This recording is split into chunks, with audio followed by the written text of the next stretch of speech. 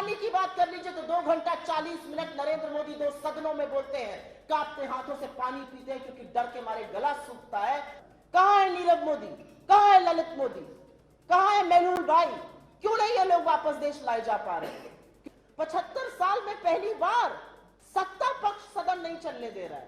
ये जो स्वांग रचा गया, ये दिन दहाड़े लोकतंत्र की हत्या, लोकतंत्र का चीरहरण और उस सच्चाई का पर्दाफाश कर दिया जो आज सारा देश पूछ रहा है।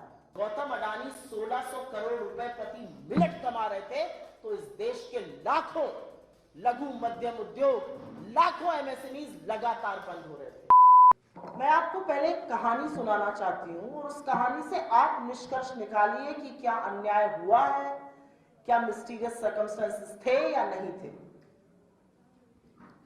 एक प्रोसेस होता है रिवर्स इंजीनियरिंग। आपको पता है रिजल्ट मुझे ये चाहिए तो मैं पीछे के कदम बनाना शुरू करता हूं। रिवर्स इंजीनियरिंग के इस प्रोसेस पे मोदी सरकार ने मन बना लिया था कि राहुल गांधी जी की सदस्यता को रद्द करना है, सदस्यता को खत्म करना है।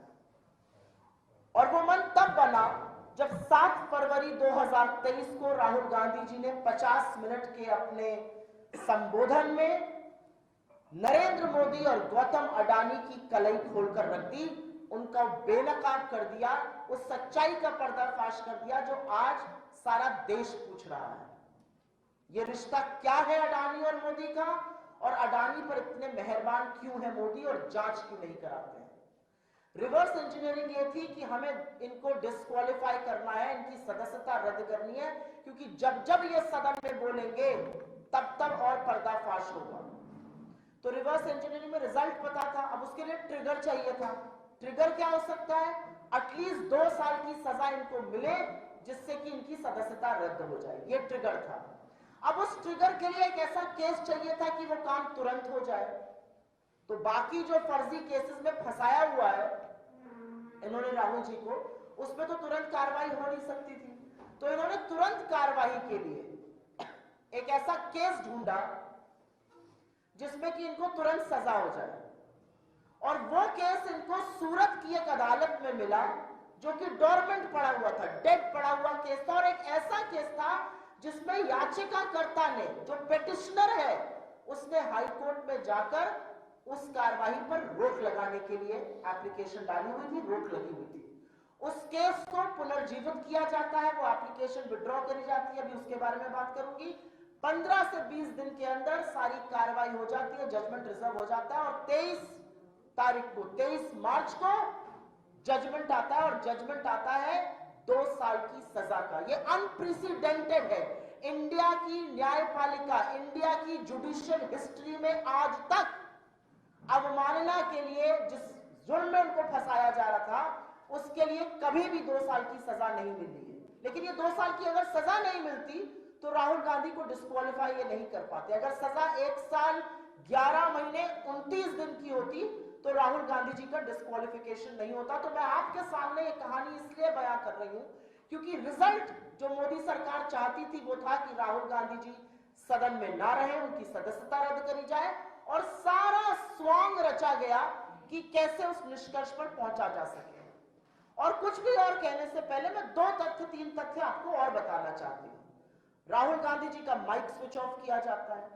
वो 7 तारीख का जो उद्बोधन करते हैं, जो भाषण देते हैं, उसके 18 अंक एक्सपंज किए जाते हैं। और वो सारे अंक है, मैंने क्योंकि वो खुद से देखा और पढ़ा है, वो सारे अंक है जहां पर मोदी और अडानी का साथ में नाम आ रहा है। कोई फैक्चुअल इंफॉर्मेशन एक्सपंज नहीं करी गई है, शब्द एक्सपंज किए गए। जहां जहां मोदी और अडानी का नाम साथ आ रहा है वो 18 अंक एक्सपंज कर दिए जाते हैं। भारत जोड़ो यात्रा के 45 दिन बाद एकदम से दिल्ली पुलिस जागती है, उसको नाम चाहिए महिलाओं के। 3 दिन में 2-2 बार राहुल गांधी जी के घर दिल्ली पुलिस पहुंच जाती है।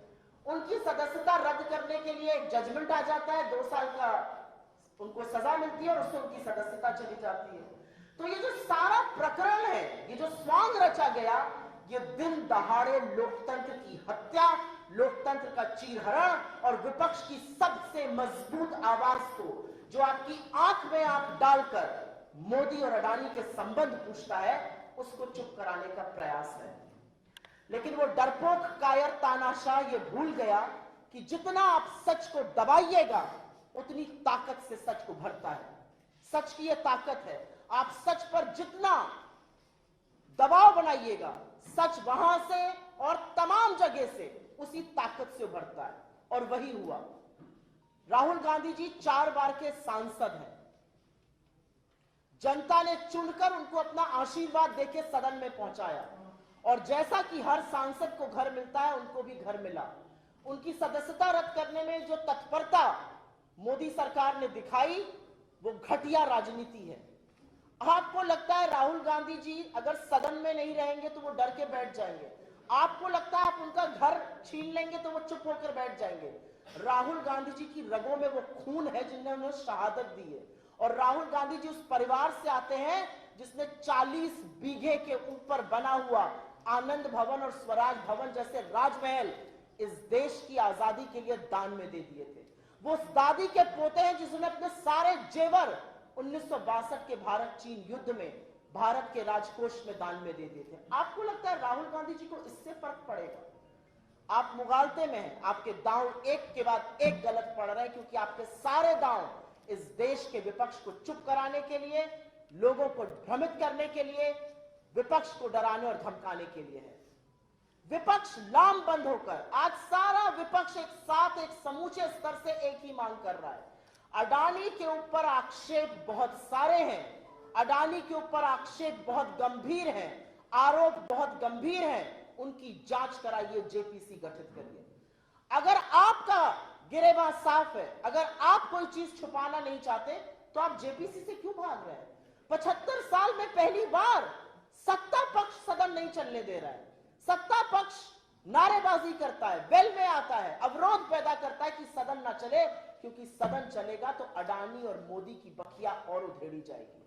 और अब ये क्या डर गए? अब तो परत दर परत खुलती जा रही है अडानी और मोदी की, और जिसको रंग पोत कर एक छवि बनाई गई थी वो छवि ध्वस्त हो गई है। उस व्यक्ति का कायरता, उस व्यक्ति का खोखलापन आज सारा देश देख रहा है। और आज सारा देश यही सवाल पूछ रहा है जो हम सदन में और सड़कों पर पूछ रहे हैं कि ऐसा क्या है जो पूरी की पूरी सरकार, पूरा तंत्र, सारे मंत्री, सारे सांसद, गृह मंत्री से लेकर प्रधानमंत्री नरेंद्र मोदी तक एक व्यक्ति के बचाव में मोर्चा संभाले हुए हैं। एक व्यक्ति के बचाव में सब लोग मैदान में उतर गए और वो व्यक्ति गौतम अडानी है। और अब मैं कुछ सवाल दोहरा देती हूं जो राहुल गांधी जी ने सदन में उठाए थे और लगातार उठा रहे हैं। गौतम अडानी एक समूह के मालिक हैं। 2014 के पहले वो विश्व की जो सबसे अमीर व्यक्तियों की सूची बनती है उसमें 609 नंबर पर थे। ऐसी कृपा करी मोदी जी ने कि 8 से 9 साल में वो नंबर 2 पर आ गए। चलिए, इसमें भी कोई आपत्ति नहीं, लोग अमीर हों, अच्छा लगता है।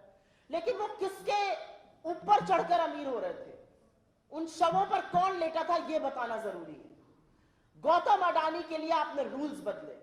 आपकी फाइनेंस मिनिस्ट्री, आपके नीति आयोग ने लिखित में दिया कि किसी भी व्यक्ति को 1 या 2 से ज्यादा एयरपोर्ट नहीं देने चाहिए डेवलपमेंट के लिए।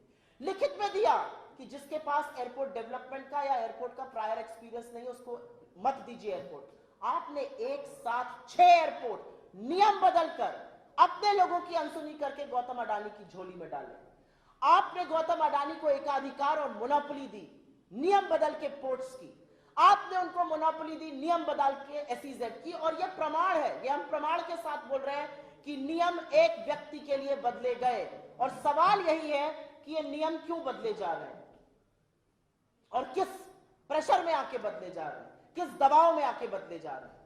उसके बाद गौतम अडानी पर आक्षेप और आरोप है कि उनकी शेल कंपनीज का एक वेब है, 38 शेल कंपनीज हैं और उस शेल कंपनीज के माध्यम से बेनामी पैसा उनके समूह में आया है।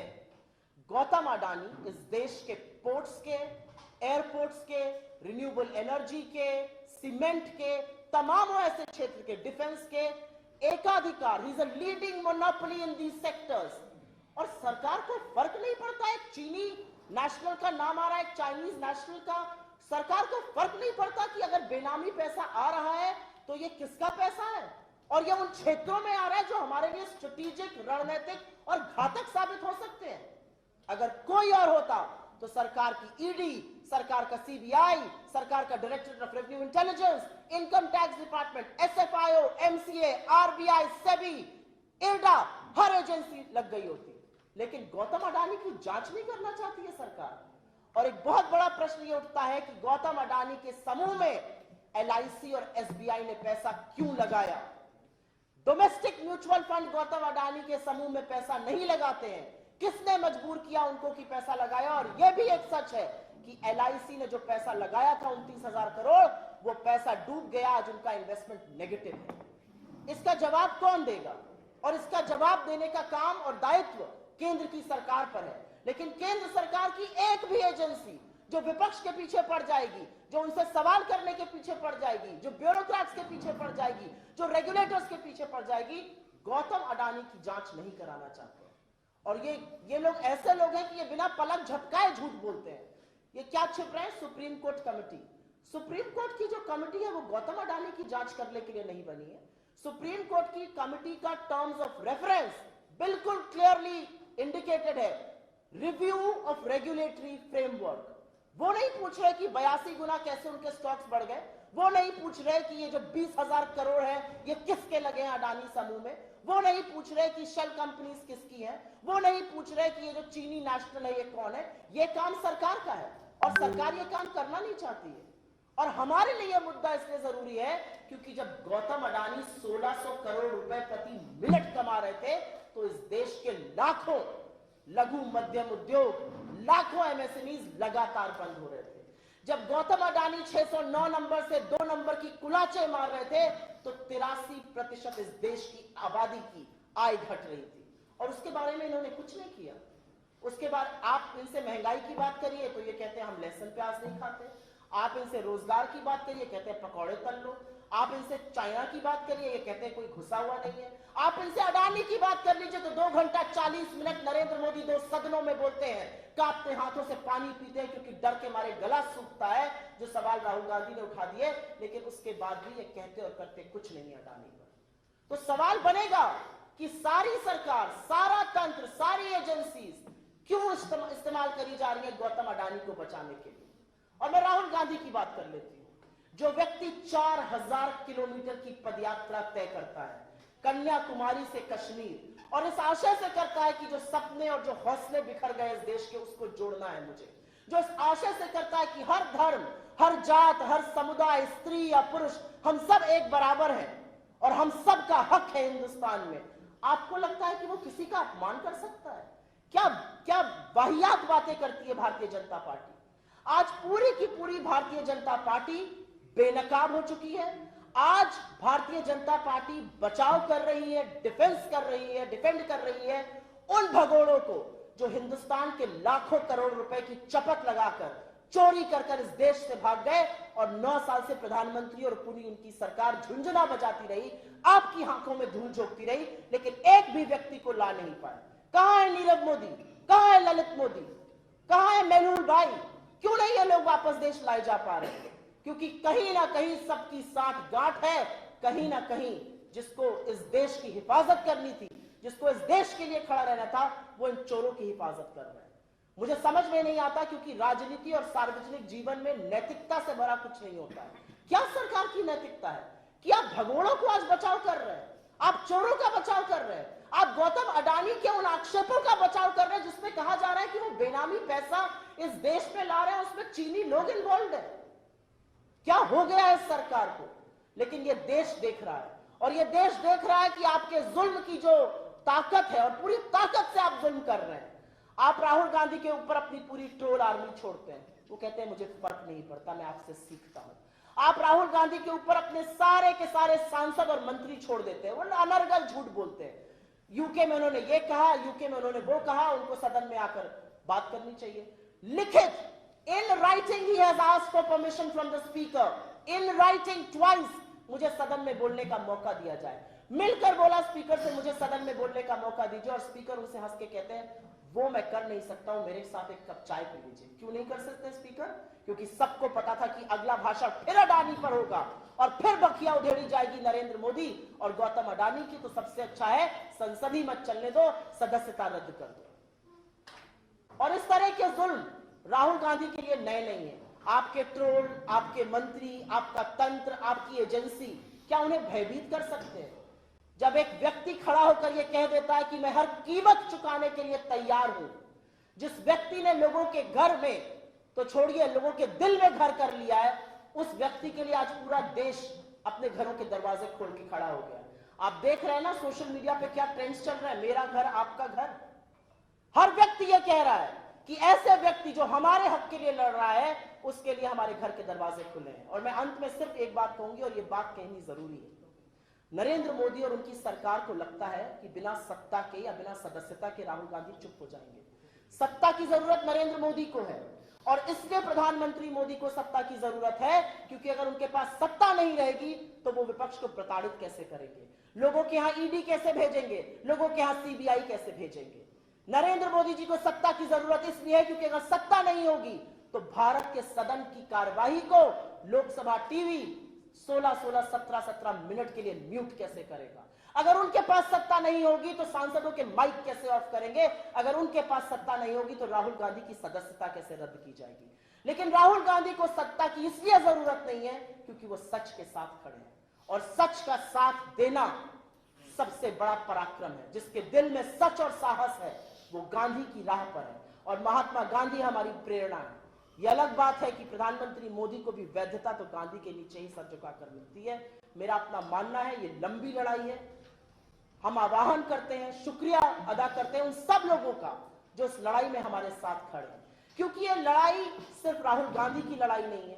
ये टेस्ट ऑफ डेमोक्रेसी सिर्फ इंडिया का नहीं है, ये उन शाश्वत सचों का इम्तहान है, उन बेसिक प्रिंसिपल्स ऑफ लाइफ का इम्तहान है जिसको सुनकर हम सब बड़े हुए। Honesty is the best policy, सच बोलना चाहिए, अन्याय की खिलाफत करनी चाहिए। ये वो प्रिंसिपल्स हैं जो बेडरॉक ऑफ ह्यूमन सिविलाइजेशन होता है और ये टेस्ट पर है। 16 मार्च को राहुल गांधी जी ने अपनी प्रेस कॉन्फ्रेंस में कहा था और ये कह के मैं अंत करती हूं कि Indian democracy is on test. If democracy was functioning I will be allowed to speak in parliament. 8 दिन बाद राहुल गांधी जी को अवसर देना तो दूर की बात है, उनकी सदस्यता रद्द कर दी जाती है। लेकिन राहुल गांधी ने जैसे कहा है, ना वो डरेंगे, ना वो झुकेंगे, ना वो माफी मांगेंगे। वो डट कर लड़ेंगे और आपको मजबूर करेंगे कि आपको अडानी पर चर्चा करनी पड़ेगी, जवाब देना पड़ेगा और जो संरक्षण है वो हटाना पड़ेगा। मेरा अपना मानना है कि ये देश देख रहा है और ये देश बहुत कुछ बर्दाश्त करता है, लेकिन ये देश का लोकतंत्र इस तरह से चीरहरण किया जाएगा, बर्दाश्त कतई नहीं करेगा। धन्यवाद। आपके सवाल का स्वागत है। मोहम्मद फैजल की सदस्यता बहाल कर दी गई है। मैं एक चीज और बोलना चाह रही हूं और ये आपकी रिपोर्टिंग के लिए इंपॉर्टेंट होगा। हमारा न्यायपालिका में पूरा विश्वास है, हमारा अटूट विश्वास है न्यायपालिका में, लेकिन कुछ तथ्य आपके सामने रख देती हूं, आप अपना कंक्लूजन ड्रॉ करिएगा।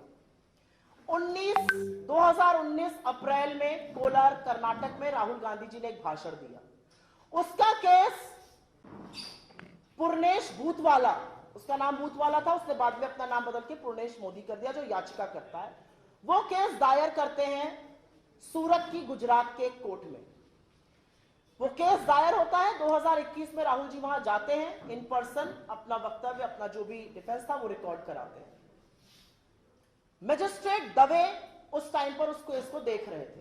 फाइनल आर्ग्यूमेंट्स का टाइम आता है, एकदम से पूर्णेश भूतवाला अर्थात पूर्णेश मोदी अहमदाबाद के कोर्ट पहुंच जाते हैं और अहमदाबाद के कोर्ट में वो जाकर कहते हैं कि मेरी जो अदालत में कार्रवाई चल रही है उस पर स्टे लगा दीजिए। यह याचिकाकर्ता ने किया, यह हमने नहीं किया है। स्टे मिल जाता है, कार्रवाई जो है स्थगित हो जाती है सूरत की अदालत में, यह केस डॉर्मेंट हो जाता है। 7 फरवरी को राहुल गांधी जी भाषण देते हैं सदन में। अब 2023 में आ चुके हैं हम लोग। 7 फरवरी को राहुल गांधी जी भाषण देते हैं सदन में और नरेंद्र मोदी जी और गौतम अडानी जी की बखिया उधेड़ कर रख देते हैं और सारे देश के सामने सच सामने आ गया कि कहां किसके तार जुड़े हुए हैं। 7 फरवरी के 9 दिन बाद 16 फरवरी को पूर्णेश भूतवाला अर्थात पूर्णेश मोदी वापस अहमदाबाद हाईकोर्ट जाते हैं और कहते हैं कि जो मैंने स्टे की एप्लीकेशन दी थी, जिसके बदौलत स्टे लगा हुआ था, वो एप्लीकेशन में विथड्रॉ कर रहा हूं। 9 दिन बाद उस स्पीच के वो एप्लीकेशन विथड्रॉ होती है। नए मजिस्ट्रेट वर्मा, जिनका अभी अभी प्रमोशन हुआ है, उसके बाद जब उन्होंने वो जाते हैं, ये पूरा मामला दोबारा से शुरू होता है। 22 फरवरी 2023 को ये मामला पुनः सुना जाता है। फाइनल राउंड्स ऑफ आर्ग्यूमेंट होता है, जजमेंट रिजर्व हो जाता है और 23 मार्च को जजमेंट आता है कि राहुल गांधी गिल्टी है, कन्विक्टेड है। और जो सेंटेंसिंग है, जो सजा है, वो मैक्सिमम पॉसिबल सजा दी गई है। ये भारत के कानून में आज तक कभी और कहीं नहीं हुआ है। तो ये कुछ तथ्य और तारीखें हैं जो आपको मैंने रख दी है। इस मंच से मैं मजिस्ट्रेट जस्टिस वर्मा को अभी कंग्रेचुलेशंस कहना चाहती हूँ, बधाई देना चाहती हूँ। जजमेंट के बाद उनकी पदोन्नति हुई है और ये सिर्फ वो तथ्य हैं जो इस देश को जानने जरूरी है कि एक गवर्नमेंट पड़ा केस जहां पे याचिकाकर्ता स्टे लेकर आता है, स्टे की एप्लीकेशन विड्रॉ करता है, जब अडानी के खिलाफ बयान होता है, मजिस्ट्रेट बदल जाता है, जजमेंट आता है, मजिस्ट्रेट की पदोन्नति होती है। मैंने कोई आक्षेप नहीं लगाया है, कुछ तथ्य आपके सामने रखने का काम किया है। The conclusion to be drawn